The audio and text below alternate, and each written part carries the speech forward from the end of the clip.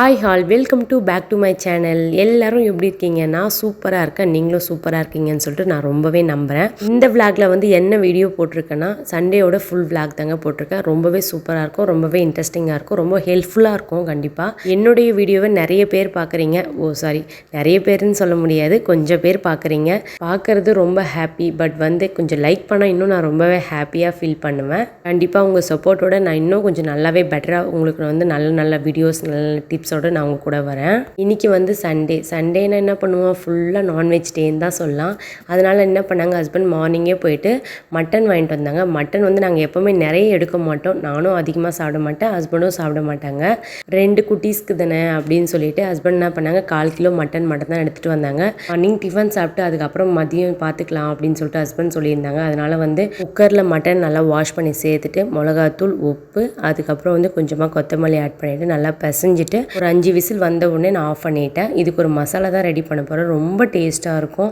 கடப்பா ஸ்டைலில் செய்வாங்க. இதை ரொம்பவே அருமையாக இருக்கும். இதை நான் அப்பப்போ செய்வேன். குட்டி பையனுக்கு இப்போ தான் நான் ஃபர்ஸ்ட் டைம் தரேன். ஆனால் ட்ரை பண்ணி பார்க்கலாம், சரி சாப்பிடுவானான்னு தெரியல அப்படின்னு சொல்லிட்டு தான் யோசிச்சுட்டே பண்ணிகிட்டு இருந்தேன். ஒரு பேனில் தனியாக வந்து நல்லா கொஞ்சம் ஆயில் ஊற்றி நல்லா வந்து வறுத்து எடுத்துக்கிட்டேன். அதுக்கப்புறம் வந்து காஞ்ச மிளகா வறுத்துக்கிட்டேன். அதுக்கப்புறம் வந்து மிளகு, சீரகம், அதுக்கப்புறம் சோம்பு எல்லாமே நல்லா வறுத்து எடுத்துட்டேன். இதெல்லாம் ஏன் எண்ணெயில் வறுத்து எடுத்தேன்னா பச்சை வாசனை போயிடும். அதனால் நம்ம முன்னாடியே வறுத்துட்டு அதுக்கப்புறம் வந்து தக்காளி வெங்காயத்தை சேர்த்து நல்லா வதக்கி விட்டுட்டு அதை கிரைண்ட் பண்ணி எடுத்துகிட்டு வந்தால் நம்ம பேஸ்ட்டில் ஆட் பண்ண போகிறோம். ரொம்பவே சூப்பராக இருக்கும். கண்டிப்பாக இந்த மாதிரி நீங்கள் ட்ரை பண்ணுங்கள். பெரிய பையன் வந்து சுத்தமாக வந்து மட்டன் அவ்வளோவா அவனுக்கு பிடிக்காதுன்னு தான் சொல்லுவான். ஆனால் வந்து சிக்கன் சொல்லிட்டு நான் அந்த ஆங்கிளில் செஞ்சு கொடுத்துருவேன். அவனுக்கு வந்து சிக்கன் பிடிக்கும். ஆனால் குட்டி பையனுக்கு வந்து மட்டன் தான் பிடிக்கும். நல்லா கொஞ்சம் விரும்பி சாப்பிடுவான். இப்போ வந்து நல்லா வெங்காயம் வதங்கின பிறகு அதுலேயே வந்து இஞ்சி பூண்டு, நான் வந்து பூண்டை வந்து நல்லா இடித்து தான் சேர்த்துக்கிட்டேன். ஏன்னா அந்த ஸ்மெல்லு செம்மையாக இருக்கும். அதுக்கப்புறம் வந்து தக்காளியை வந்து கட் பண்ணி சேர்த்துக்கிட்டேன். எல்லாமே குட்டி குட்டியாக கட் பண்ணால் சீக்கிரமாக வந்து வதங்கிடும்னு சொல்லிட்டு நான் பெருசாக கட் பண்ணவே இல்லை. நல்லா வதக்கிட்டு கொஞ்சம் நேரம் ஆற வச்சுட்டு அதுக்கப்புறம் வந்து மிக்ஸி ஜாரில் சேர்த்துட்டு ஒரு கிரைண்ட் பண்ணி எடுத்துகிட்டு வந்துடலாம். பேஸ்ட்டு அளவுக்கு வந்துடுச்சுன்னா ரொம்பவே சூப்பராக இருக்கும். அதுக்கப்புறம் ஒரு பேனில் ஹோல் ஸ்பைசஸ் லைட்டாக சேர்த்துட்டு இப்போ அரைச்ச பேஸ்ட் அதில் சேர்த்து நல்லா மிக்ஸ் பண்ணிக்கோங்க. அதுக்கப்புறம் அதே ஜாரில் இப்போ வந்து அந்த மசாலா நம்ம வறுத்து வச்சோம்ல, ஸோ அதை போட்டு நல்லா வந்து கிரைண்ட் பண்ணி எடுத்துகிட்டு வந்துக்கலாம். ரெண்டும் ஒன்றா போட்டால் டேஸ்ட் வேறு மாதிரி டேஸ்ட் வந்துடும். ஸோ அதனால் தனித்தனியாக போட்டு தான் எடுத்துகிட்டு வந்தேன். அதை சேர்த்துட்டு கொஞ்சம் நேரம் அப்படியே குக் பண்ணிக்கலாம். அந்த ராஸ்மெல்லாம் செம்ம வாசனை வருங்க, அவ்வளோ டேஸ்ட்டாக இருக்கும். அந்த ஸ்மெல்லே எனக்கு அவ்வளோ பிடிக்கும். இப்போ வந்து அது நல்லா குக் ஆன பிறகு இந்த மட்டன்லாம் எடுத்து அதில் சேர்த்துக்கலாம். உங்களுக்கு தேவைன்னா வந்து இந்த தண்ணியோடு சேர்த்துக்கோங்க. இல்லைனா தண்ணி வந்து நீங்கள் தனியாகவே வந்து குழந்தைங்களுக்கு கொடுக்கணுனாலும் கொடுக்கலாம். நான் ஷவன்குட்டிக்கு கொடுக்கலான்னு பார்த்தேன். பட் வந்து அவன் வீட்டில் இல்லை, கொஞ்சம் வெளியே போயிட்டான். இல்லைனா கண்டிப்பாக கொடுத்துட்ருப்பேன். இப்போ கொஞ்சமாக தேங்காய் அரைச்சி ஊற்றிக்கலாம். அது எப்படின்னா குப்பரை தேங்காய் எடுத்துக்கிட்டேன். அதுக்கப்புறம் முந்திரி எடுத்துக்கிட்டேன். கொஞ்சமாக வந்து சோம்பு ஆட் பண்ணிவிட்டு நல்லா மிக்சியில் அரைச்சி எடுத்துகிட்டு வந்துட்டேன். இது வந்து டிஃபனுக்கு அவ்வளோ டேஸ்ட்டாக இருக்கும். கண்டிப்பாக சொல்கிறேன், அவ்வளோ அருமையாக இருக்கும். கண்டிப்பாக நீங்கள் ட்ரை பண்ணி பாருங்கள். சப்பாத்தி, பூரி, பரோட்டாக்கெலாம் சூப்பராக இருக்கும். பரோட்டாக்கு அவுட்ஸ்டாண்டிங்காக இருக்கும். கண்டிப்பாக நீங்கள் ட்ரை பண்ணி பார்த்துட்டு எப்படி இருக்குன்னு சொல்லுங்கள். கடைசியாக வந்து நான் என்ன பண்ணால் கொஞ்சமாக வந்து நெய் ஆட் பண்ணிக்கிட்டேன். நெய் தாங்க இதில் பெரிய ஹைலைட்டு அந்த குழம்புக்கு. அவ்வளோ டேஸ்ட்டாக இருந்தது.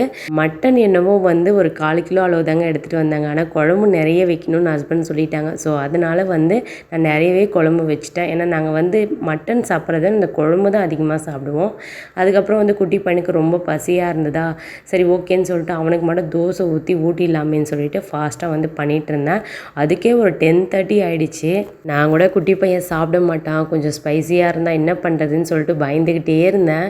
ஆனால் என்னன்னு தெரியலங்க, அவ்வளோ விரும்பி சாப்பிட்டான். அவனுக்கு மட்டன் ஸ்மெல் பிடிச்சிச்சானு தெரில. எப்போ மட்டன் குழம்பு வச்சாலும் அவன் சாப்பிட்றான். சரி குழந்தைக்காகவே இனிமேல் வந்து நம்ம எடுக்கணும் அப்படின்னு சொல்லிட்டு மைண்ட் செட்டில் வச்சுக்கிட்டேன்.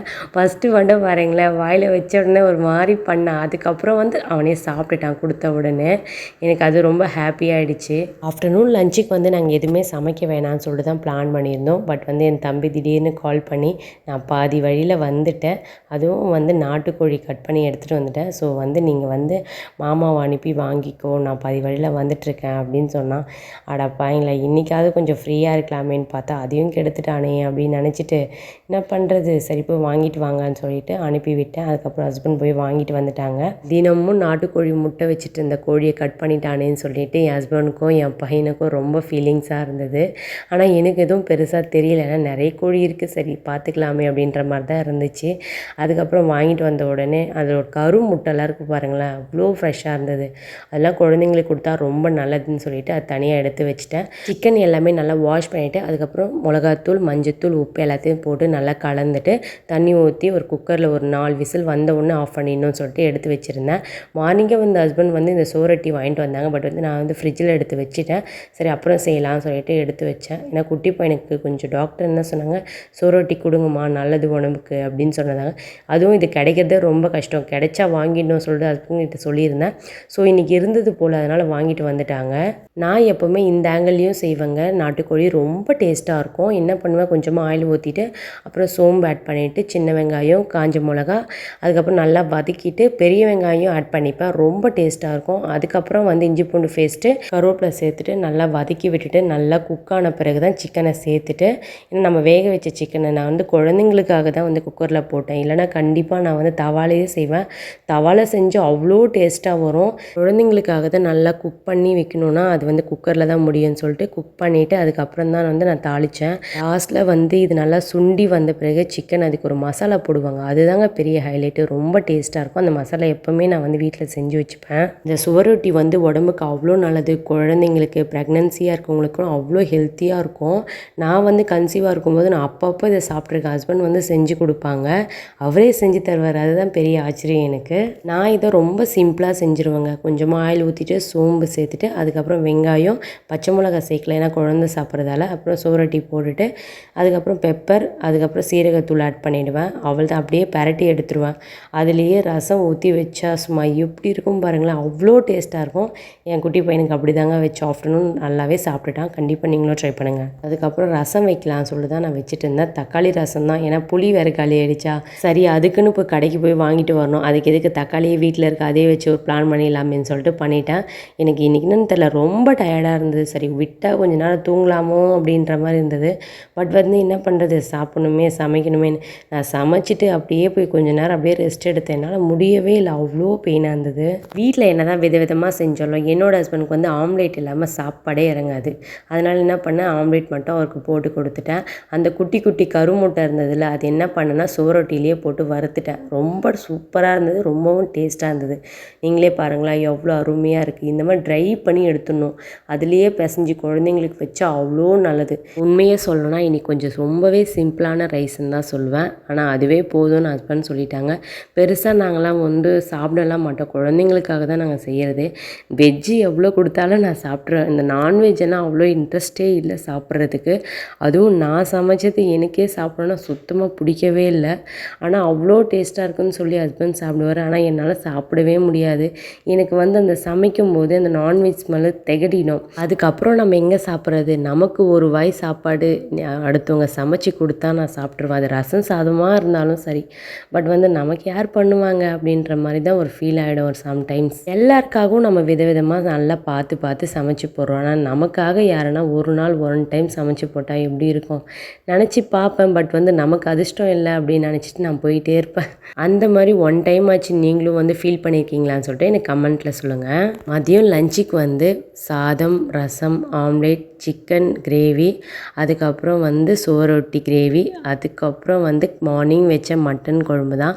அதுதான் ஊற்றி எல்லாருமே சாப்பிட்ருந்தாங்க. ஏன்னா ரசத்தில் எடுத்த உடனே சாப்பிட மாட்டாங்க எங்கள் வீட்டில் இருக்கவங்க. எல்லோரும் சாப்பிட்ட பிறகு குட்டி பையனுக்கும் சாப்பாடெலாம் ஊட்டி விட்டுட்டு அதுக்கப்புறம் வந்து கிச்சன்லாம் க்ளீன் பண்ணிடலாமேன்னு சொல்லிட்டு எல்லாத்தையும் தொடச்சி க்ளீன் பண்ணிகிட்டு இருந்தேன். ஒரு வேலை செஞ்சால் அது ஃபுல்லாக ஃபுல்ஃபில் செஞ்சு முடிச்சிடணும், இல்லைனா நான் அந்த வேலையை செய்யவே மாட்டேன். அப்படி தான் நான் எடுத்தேன்னா அது முடிச்சிடணும், கம்ப்ளீட் பண்ணால் தான் எனக்கு அது வந்து நிம்மதியாக இருக்கும். இல்லைனா ரொம்ப கடுப்பாயிடும், அது எப்படா செய்ய போகிறோன்ற மாதிரி இருக்கும். அது நம்மளை கூப்பிட்ற மாதிரியே ஒரு ஃபீலாக இருக்கும். அதுக்கு நம்ம டைம் தரது, உன் வேலையை நான் முடிச்சுட்டே போயிடுறேன் அப்படின்ற மாதிரி நான் அதுக்கிட்ட சொல்லிவிட்டு வேலையை பார்த்துருவேன். அதுக்கப்புறம் வந்து எல்லாத்தையும் பண்ணிவிட்டு மேலே வந்து ஃபுல்லாக துணி தான் காய வச்சுட்டு இருந்தேன்.